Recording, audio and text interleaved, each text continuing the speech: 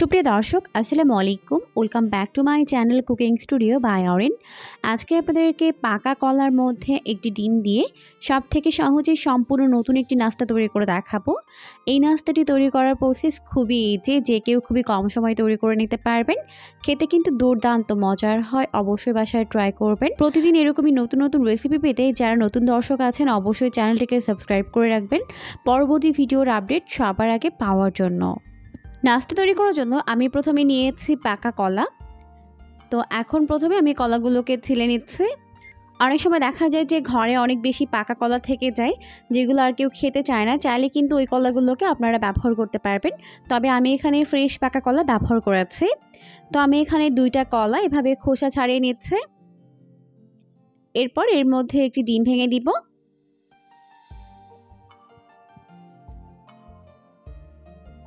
এখন প্রথমে কলা আর ডিম একত্রে ভালো করে মিশিয়ে নিতে হবে।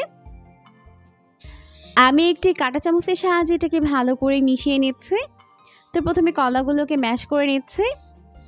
আপনারা কিন্তু চাইলে এই কাজটি ইলেকট্রিক বিটার দিয়েও করতে পারবেন, আবার চাইলে ব্লেন্ডারেও করতে পারবেন। তো একটু সময় নিয়ে খুব ভালো করে কলা আর ডিমটিকে একত্রে মিশিয়ে নিতে হবে। আর কলা এমনভাবে ম্যাশ করতে হবে যাতে ভেতরে কোনো শক্ত অংশ না থাকে, মানে দানা দানা ভাব না থাকে, সব যেন ভালোভাবে ম্যাশ হয়ে যায়।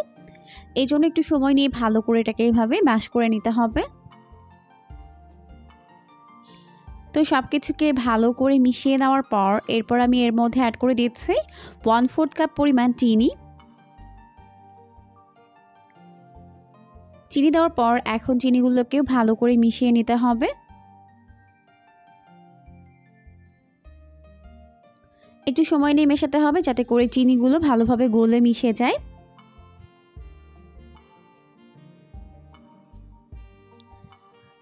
তো সব কিছুকে ভালো করে মিশিয়ে নেওয়ার পর এরপর আমি এর মধ্যে অ্যাড করে দিচ্ছি সয়াবিন তেল। আমি এখানে 1 টেবিল চামচ পরিমাণ সয়াবিন তেল অ্যাড করে দিচ্ছি। আর দিয়ে দিচ্ছি 1 চামচের 4 ভাগের 1 ভাগ পরিমাণ লবণ, মানে 1/4 টিস্পুন পরিমাণ দিয়ে আবারও সব কিছুকে ভালো করে মিশিয়ে নিচ্ছে। সব কিছুকে ভালো করে মিশিয়ে নেওয়ার পর এরপর আমি এর মধ্যে অ্যাড করে দিচ্ছি 1/2 চামচ পরিমাণ ভ্যানিলা এসেন্স। তবে ভ্যানিলা এসেন্স না থাকলে না দিলেও হবে, কারণ কলার কিন্তু একটা নিজস্ব ফ্লেভার রয়েছে। এরপর আবারও মিশিয়ে নিচ্ছি এটাকে।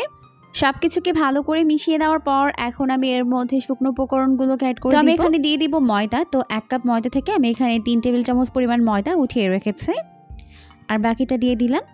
এরপর দিয়ে দিচ্ছি 1/2 চামচ পরিমাণ বেকিং পাউডার।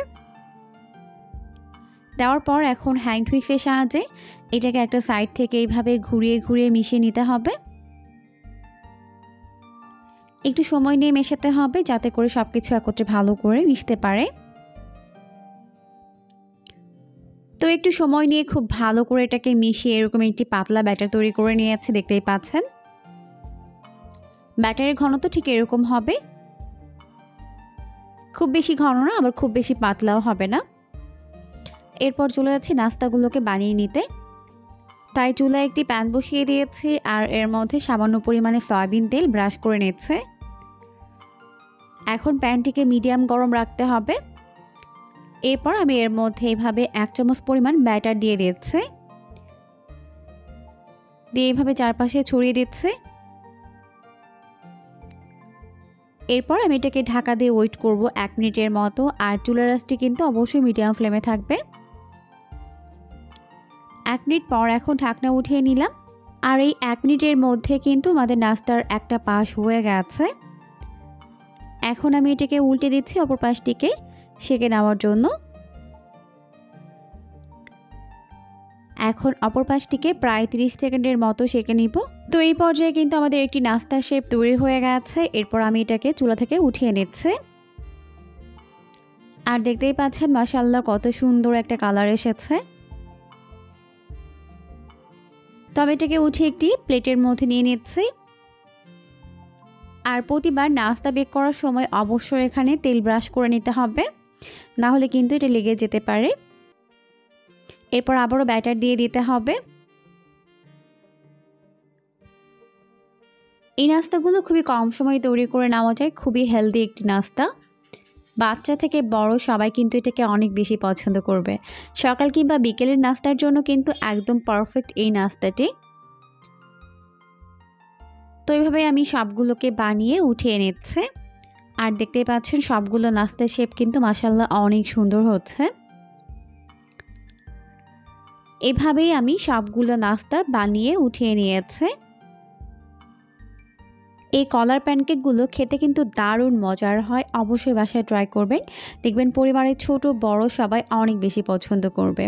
এইরকমই সমস্ত নতুন নতুন রেসিপি পেতে চ্যানেলটিকে অবশ্যই সাবস্ক্রাইব করে রাখবেন পরবর্তী ভিডিওর আপডেট সবার আগে পাওয়ার জন্য। আর হ্যাঁ, ভিডিওটি ভালো লাগলে অবশ্যই লাইক দিতে কিন্তু একদমই ভুলবেন না। এরকমই সমস্ত নতুন ভিডিও পেতে অবশ্যই আমাদের সাথেই থাকবেন। আল্লাহ হাফেজ।